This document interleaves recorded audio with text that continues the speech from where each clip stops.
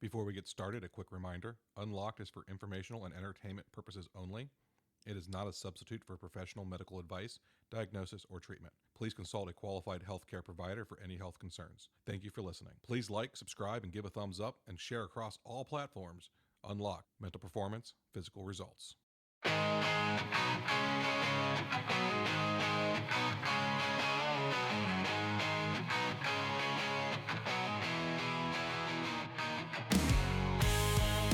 Welcome to Unlocked. I am your host, Coach Eric, and this is all about mental performance, physical results. Today we're taking on the topic of statistics, and I'm making the bold assessment that they lie.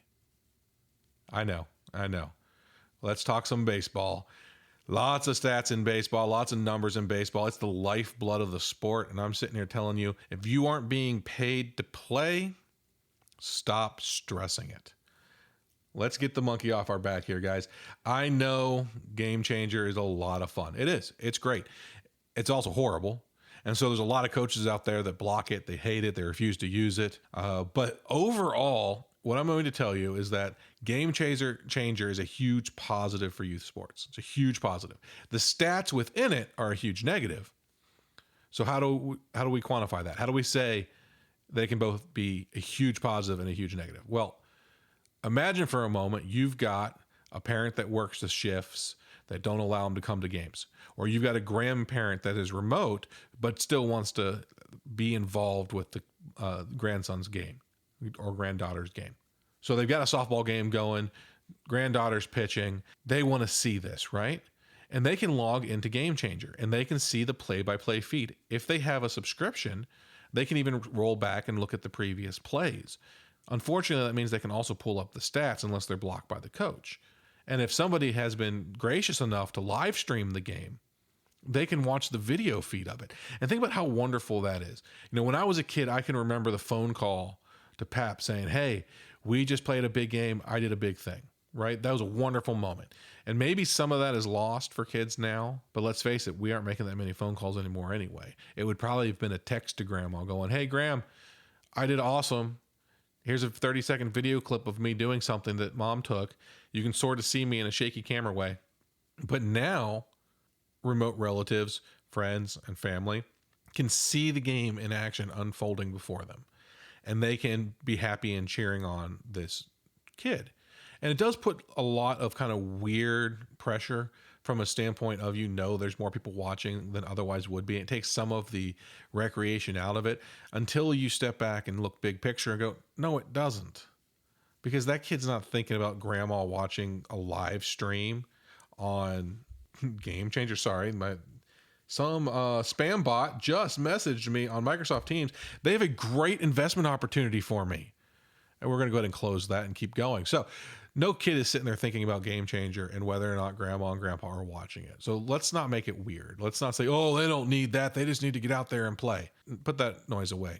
Stop with the get off my lawn stuff. That part of Game Changer is a huge positive. Where's the negative? The negative is when little Johnny or little Johnny's dad is looking at the stats and going, oh, well, so-and-so is hitting whatever.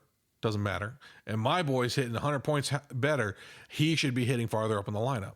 Well, maybe he should be, but there might be a lot more that goes into it. It may be that spot in the lineup is reserved for somebody who has more power or somebody who lays down bunts.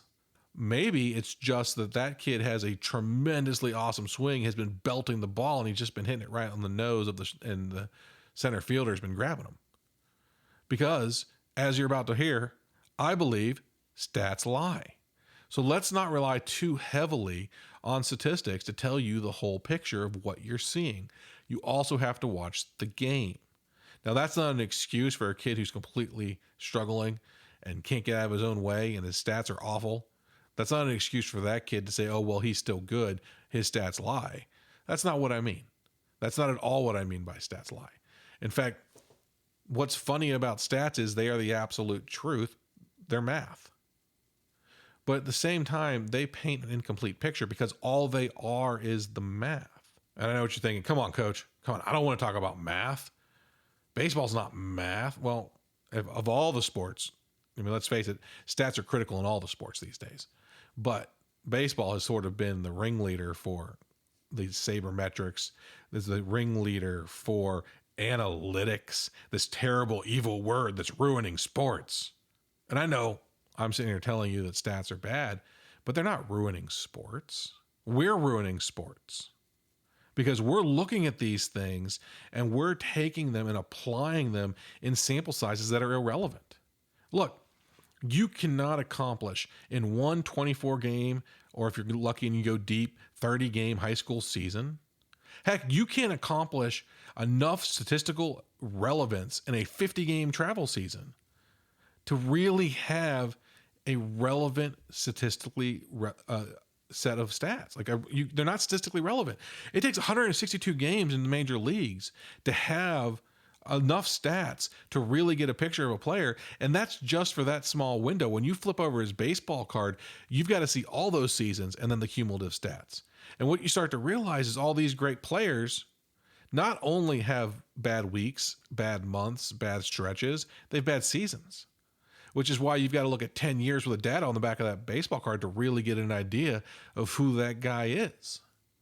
Because you can come out and have a punishing month of August and hit a whole bunch of home runs and still be back in independent ball 2 years later. Now I'm talking about a major leaguer coming in for the month of August, wrecking home run after home run after home run, flailing for 2 years and finding his way out, not only of the league, but out of organized associated baseball. And that's because that short sample size, that 20 or 30 game sample size isn't enough. And so your high school season is not enough. If you bat 250 instead of batting 400 in a high school season, that's only a handful of bats. Let me break it down for you. I know. Coach, math, you've already bored me to death. I'm ready to turn this episode off. Stick with me just a few minutes. I promise you it's not as bad as it sounds. All right. So in a really good high school season, the top players might get 100, 125 at bats. But that's actually plate appearances, not at bats. So when it comes to batting average, which might be an archaic statistic, but that's the one we're going to use today just to prove my point. You're only going to get about 75% of those plate appearances as actual batting average at bats, right? So let's say you're a starter, you accumulated 75 at bats over the course of your 110 plate appearances, right? So if you had 45 hits, you crushed it, best player in the league, you batted 600. Even if you only had 45 less of them, you're still probably one of the best, batting over 500.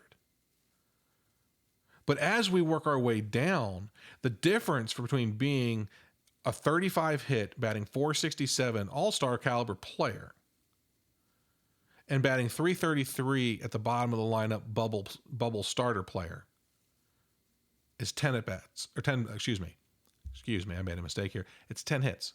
It's 10 hits over the course of the entire season. It's 10 hits. 5 more hits and you're a benchy. Yeah, you get out 5 more times instead of getting a hit, and you're a benchy. You're batting sub 300. You're batting in the mid 200s. So you're talking about the difference of 20 hits over the course of a season for between being a superstar and a benchy. 10 or 15 between being a bubble burner, barely getting on the starting card on a consistent basis player, and a stud. 15 hits is not a big deal. 15 hits is a hit a week, maybe 2, depending on what part of the country you're in. So you're telling me that a couple of hits a week determines whether or not a guy who's playing 5 nights a week is a superstar and worth your time and your development and your effort as a coach? No. Those 2 hits aren't the difference. Those are the results. So why this kills me, why this drives me nuts, because players put so much pressure on themselves for these, and some coaches do. My general thought is most coaches don't. Most coaches don't harp on the stats because they understand that even if you're looking at the top guys getting the most at bats, it's not that big a deal. When you wind it down to the average dude, the one who only got, let's say you're an average starter, bottom of the rotation starter, you're only going to get 65 plate appearances, we'll say 50 at bats.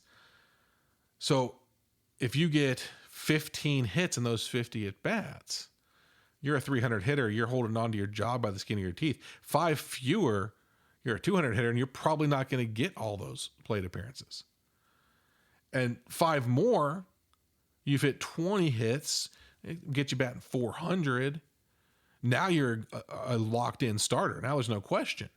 So the difference between 25 hits being a batting 500 and 15 hits is 10 hits, 10 Texas leaguers, 10 beat out infield singles, 10 bunt for singles, 10 got scored wrong in game changer because your buddy was running the game changer. Is the difference between being a stud statistically and a question mark statistically. That guy, right?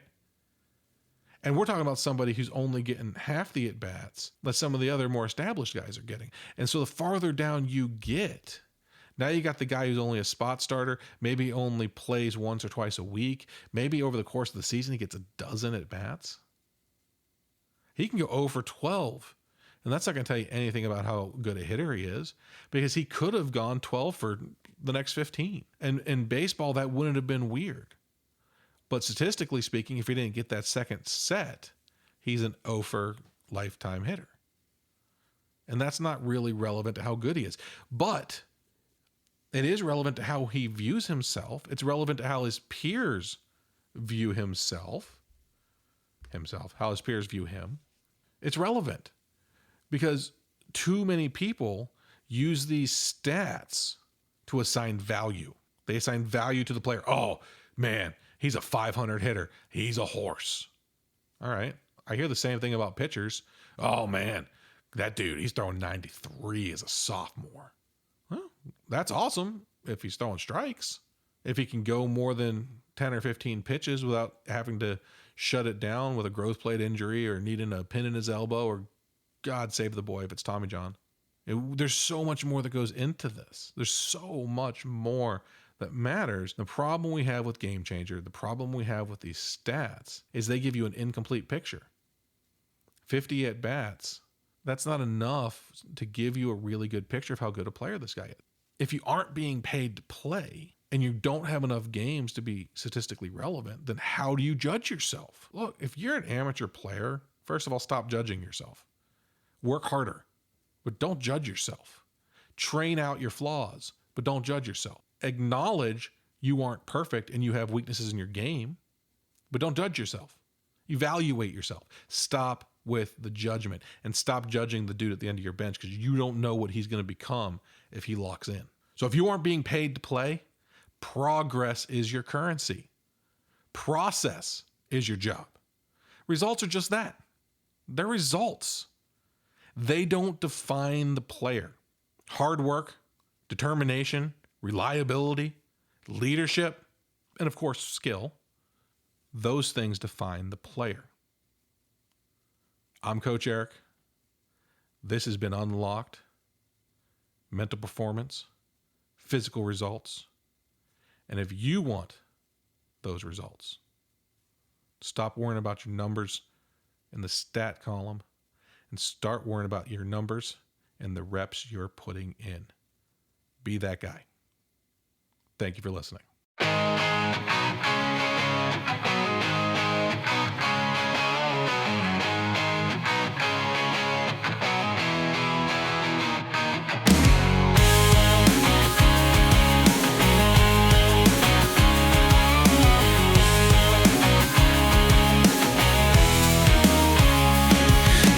Up to the plate, feeling the weight.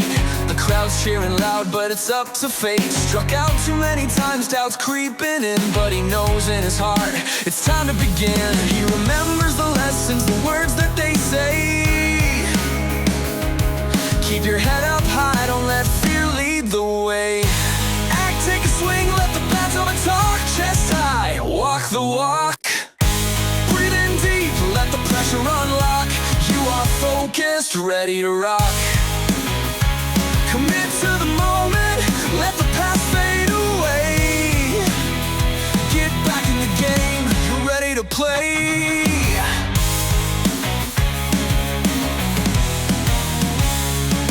The sun sun shining bright, he's feeling the heat.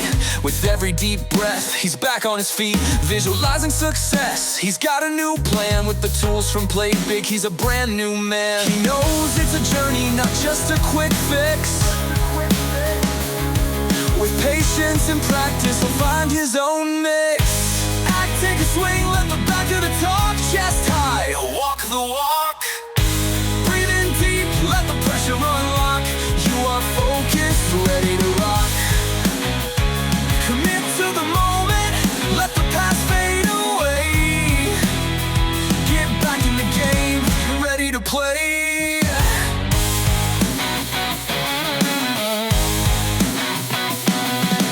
Setback's a lesson, every strike's a chance to rise up stronger, to take a new stance. With the crowd on his side, he's ready to show. With the ABCs in his heart, he's ready to go. Act, take a swing, let the back to the talk. Chest high, walk the walk.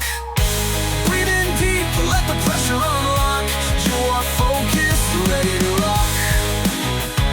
Commit to the moment, let the past fade away. Get back in the game, you're ready to play.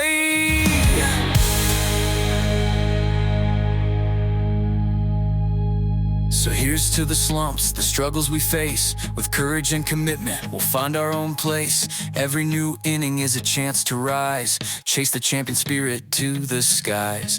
Every new inning is a chance to rise.